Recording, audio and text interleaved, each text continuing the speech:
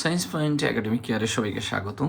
আজকে আমরা আলোচনা করব আদর্শ গ্যাসের অবস্থার সমীকরণ পিভি সমান এনআরটি। চলো তাহলে দেখি। আদর্শ গ্যাস হচ্ছে যে সকল গ্যাস সকল তাপমাত্রা চাপে বয়েল এবং চার্লসের সূত্র মেনে চলে তাদেরকে আদর্শ গ্যাস বলে, আর যারা মেনে চলে না তাদেরকে বলে বাস্তব গ্যাস। তাহলে বয়েল কি বলছিল?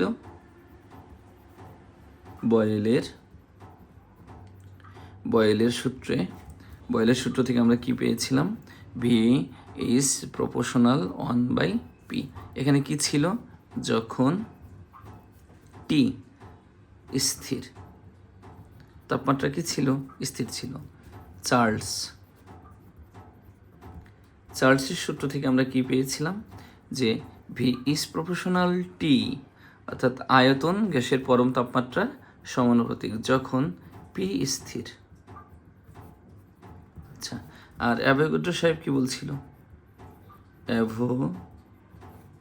অ্যাভোগাড্রো সূত্র থেকে আমরা পেয়েছিলাম ভি ইজ প্রপোর্শনাল এন যখন পি ও টি উভয়ই স্থির।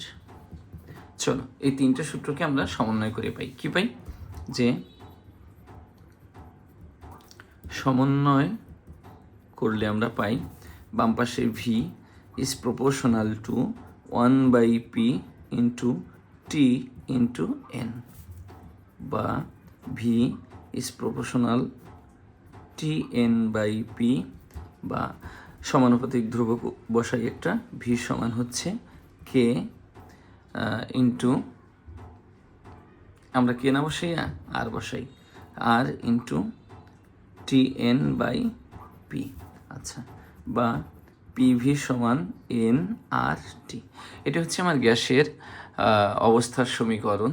এখন এখানে যে গ্যাস ধ্রুবক ব্যবহার করেছে, মোলার গ্যাস ধ্রুবক, এই মোলার, এখানে আর কে বলা হয় মোলার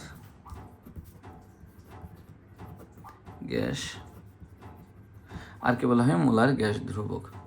তো পরীক্ষার মাধ্যমে দেখা গেছে যে এক মোল পরিমাণ যে কোনো গ্যাসের ক্ষেত্রে আর এর মান সমান হয়। এই কারণে আর কে মোলার গ্যাস ধ্রুবক বলে। আর এর মান যেহেতু সকল ক্ষেত্রে সমান, তাই একে সার্বজনীন ধ্রুবকও বলা হয়।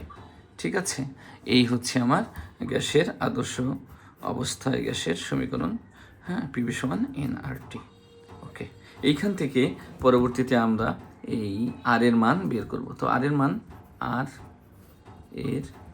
মান নির্ণয়, এই আর এর মান নির্ণয়ের আমার যেটা করতে হবে, তাহলে পিভি সমান এনআরটি বা এনআরটি সমান পিভি, অতএব আর সমান PV/NT, অর্থাৎ চাপ ইন্টু আয়তন, এন হচ্ছে মোল সংখ্যা ইন্টু তাপমাত্রা। আমরা এক্ষেত্রে তাপমাত্রাকে কেলভিন স্কেলে প্রকাশ করব। এই